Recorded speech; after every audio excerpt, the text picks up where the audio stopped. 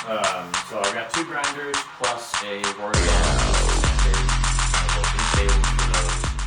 Hey, I'm Henry Hyde from Hyde Handmade Knives, and we're going to be renovating our grinding room. So this is how the grinding room was. It's too dark, because we haven't really done anything with it since we moved in. None of the tables are set up correctly. Everything collects dust.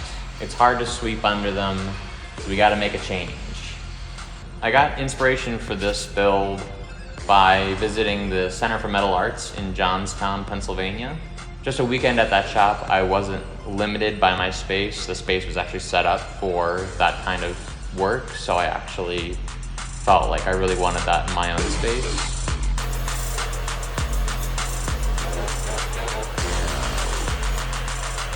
When I started knife making, I had no idea how to set up my workshop, but after years of experience and experimentation, I think that I've gotten a good idea of how I want things to work.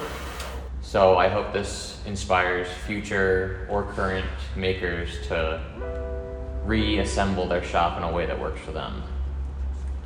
This is gonna make everything a whole lot more streamlined so we can produce more knives. They're basically just gonna be a post coming at a 45-degree angle out of the stud, with a bolt and a nut attaching them, a small block on the wall, and then we'll make the table and kind of like balance those on those 2 points. Obviously I want them to be kind of like high up because I'm a tall guy. And yeah, so we're gonna use this table because it's, you know, just 2x4s and 2x12s, I think, for the top. So we're gonna use those as the top to support just the footprints of these grinders. And yeah, hopefully this place won't be such a fucking mess. We're gonna try to also move all this shit off here so we can, I'm gonna get another grinder. I also I burnt out 2 of these bulbs, so I gotta replace those, or maybe just fucking scrap this whole thing, I don't know. And so we're just gonna like add more light to this. We're gonna add LED bars to the bottom of this, just for, you know, because this is all the light I have, plus this rinky dink thing. I might even move this one to under there, because that's just more helpful for what we need. So yeah. Let's do it. Let's do it. So step 1, we gotta pull everything out. I'll bring it all the way off the table, just kind of guide me. And then pull it up like that. Okay. My pinkies are underneath it. So push it off. So we're gonna move this table out, sweep everything, get it nice and clean because it's like in here. And then we'll bring it back in, disassemble it, and then get the chop saw and everything in here, and we'll cut up pieces so that we can kind of like custom build them with each grinder and everything. Step 2, we gotta sweep everything out. We took everything out of the shop and then swept about 25 pounds of dust off the floor and walls.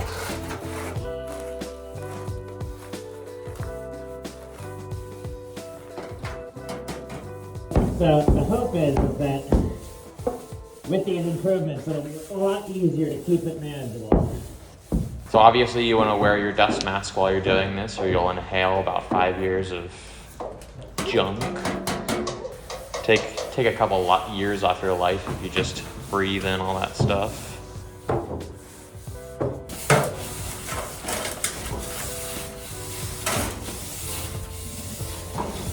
That's like already so much better. I think we should just run the dust collector. So while Nora was sweeping away, I decided to show how much dust is in the air. And you know, I'm really doing my part to clean up the shop here. Proceeds to vacuum the air instead of help sweeping. You know, youngest sibling vibes.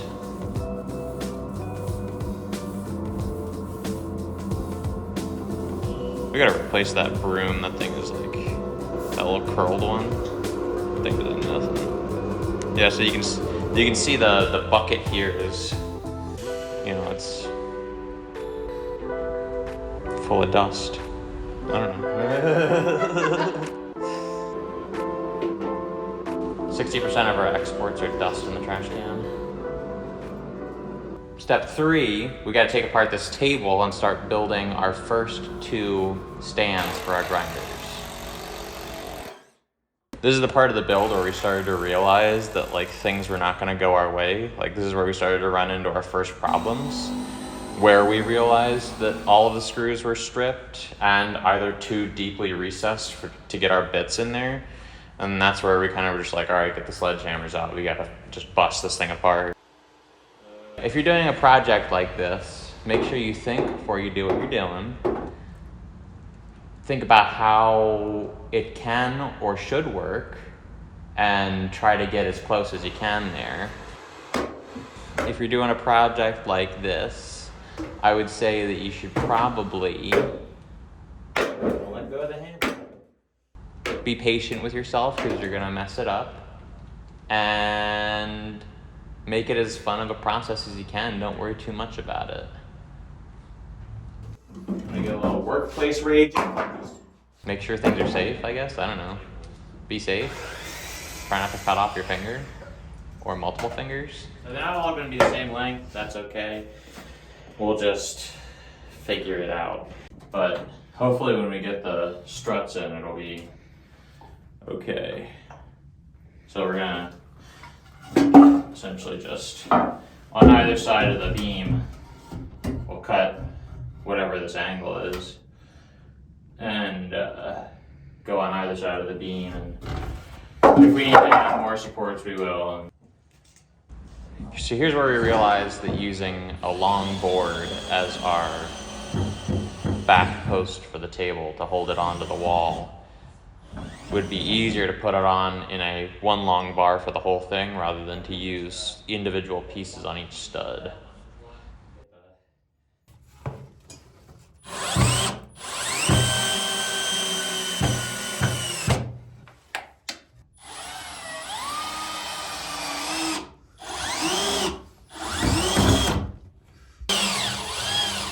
Okay.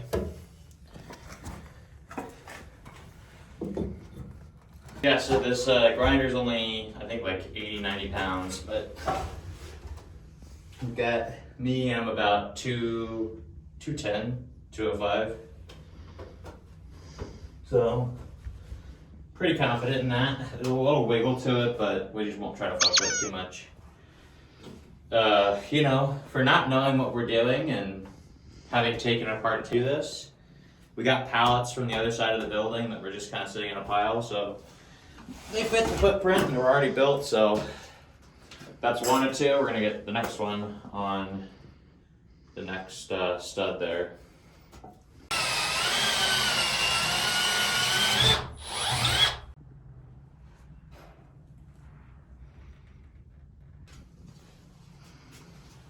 I like this, that's got that little light there for you. That seems very convenient.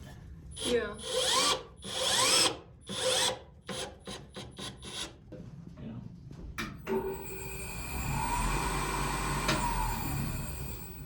So we've got a nice stable table. We're gonna lay some LEDs right under this so that we'll have work lights right there, and obviously we'll keep these guys that have like a little telescopic neck on them.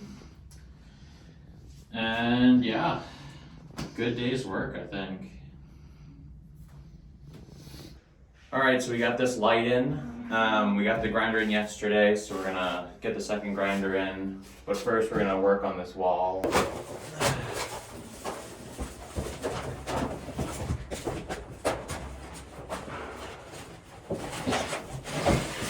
And you can see that we needed to cut one of the belts because our electrician ran our power through the middle of the belt.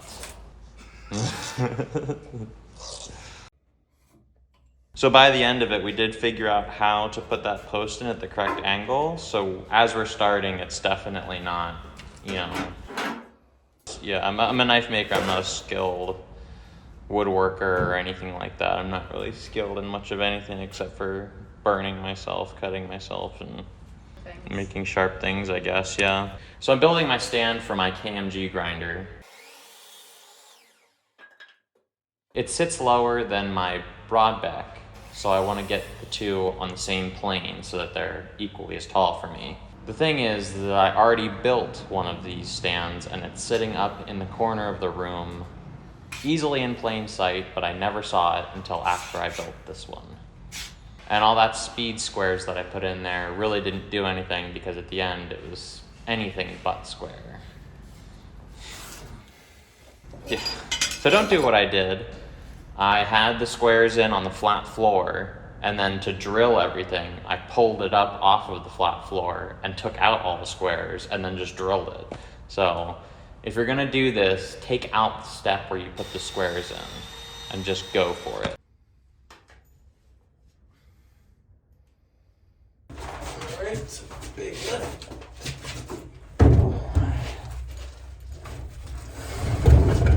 She's a big girl. Oh, she's a big girl. Oh, she's a big girl. Okay. Home sweet home. Yeah, baby. Now it's tall.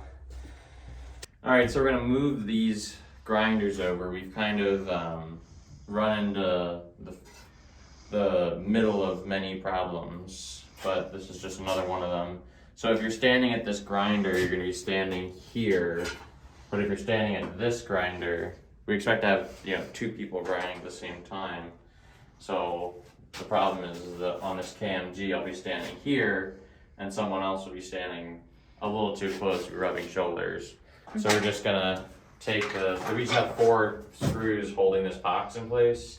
Just need to take this guy off the box, move the box over to the edge of this table, so that at least I can be kind of working in the middle of the box, or, you know, just away from this person so that it's room to move.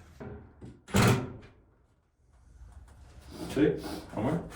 So on the grinder side, we used old pallets that we found in the building, but on the other side of the room, we have some smaller machines that have smaller footprints. So we decided to just custom build them out of 2x12s.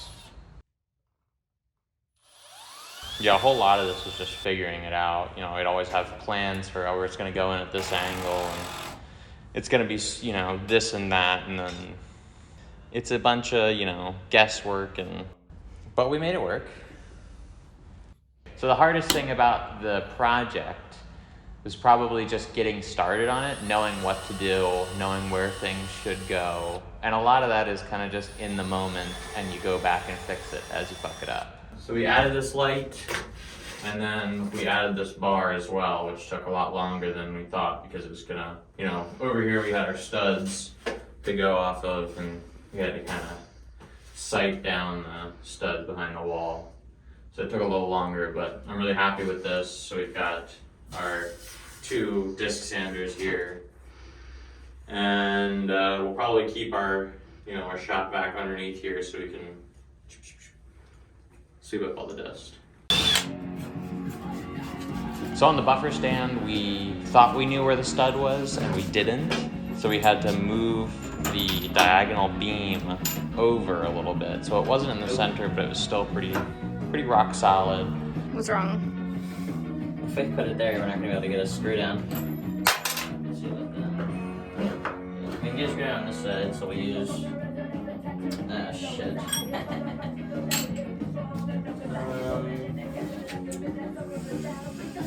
We got a problem. The problem was when we tried to put in the nuts that would hold the buffer, the bolt that runs through the table was interacting with that 45-degree piece.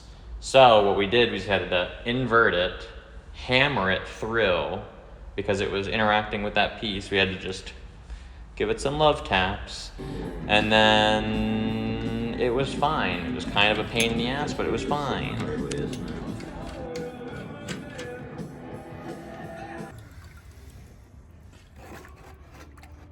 And any good shop is not good without a clean swarf bucket. So we cleaned out our swarf bucket like we cleaned out the rest of the room. Gave it a refresh. Swarf bucket is what we put all of our steel dust into while we're grinding our knives, so that we don't get dust in the air. and also kind of so we don't start fires.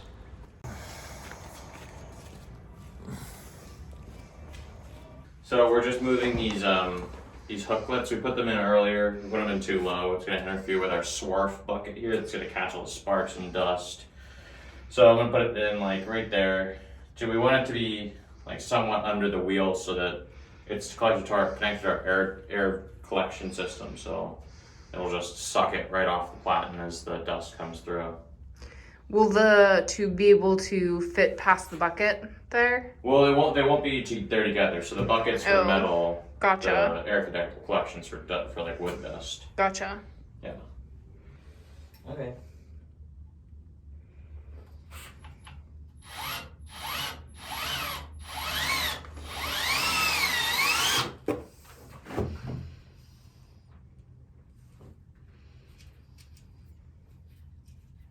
Just put that there, and that way they're not in the way of each other, and then whenever we want to switch, we'll just take the bucket off with that, and then we've got our hose already ready, and we'll just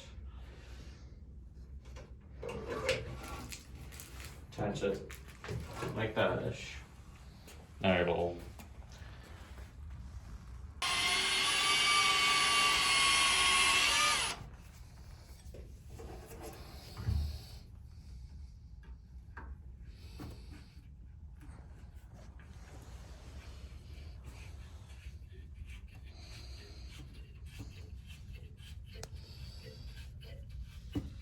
you just have to keep in mind that that's there and push and pull it like that, but Well, we could keep it to the side. No? yeah, that is kind of what I usually do. Nice. Putting up some buffing wheels on the wall for our wood and our steel. Got to keep them separate. And at this point, we're just putting in our final touches, refilling our swarf bucket with some soapy water. The soapy water will grab onto the dust, so rather than the dust bouncing off the surface of the water, the soap adds some surface tension to it, so it catches on the soap. Obviously, you want your face shield for any buffing you're going to do, especially with a steel wheel or a wire wheel.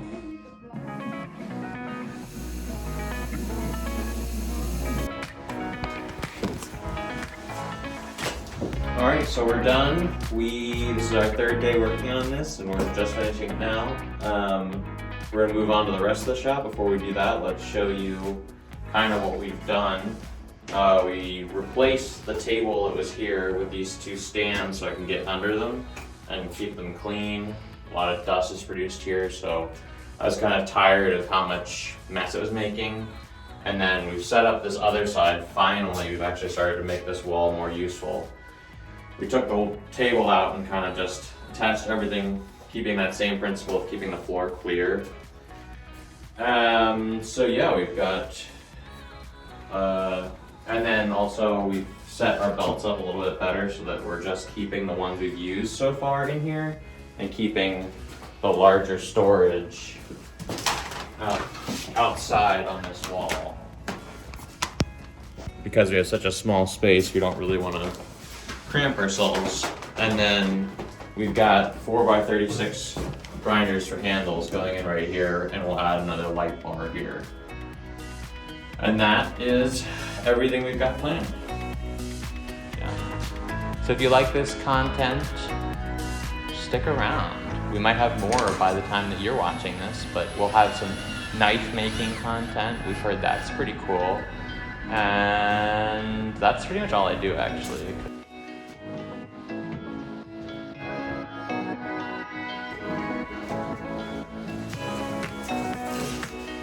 So I think we'll use our more common grits down here. We'll go like low to high. So I pretty much never use these high grit ones up here. Cool. Yeah, I'm happy it's done because now I feel like that space is set up for me. It's a space that I spend 60% of the knife making process in. So it's like, you know, having it be the way I want it, better. So this is gonna be our new hand sanding space. We're gonna have all of our sandpaper, and I'm even gonna probably use all my needle files to file the handles right here because you got better light. You just sit here with the cart and kind of just work away as you're get a little bit better lighting in here, and you know, trying to keep as much of the mess inside this room to, you know, keep the larger room easier to clean. So we got a batch of knives done out of it, and it works very well. My productivity, as you can see, we got this whole thing done out of this new shop. All these handles were done in the new grinding room, and they turned out fantastic.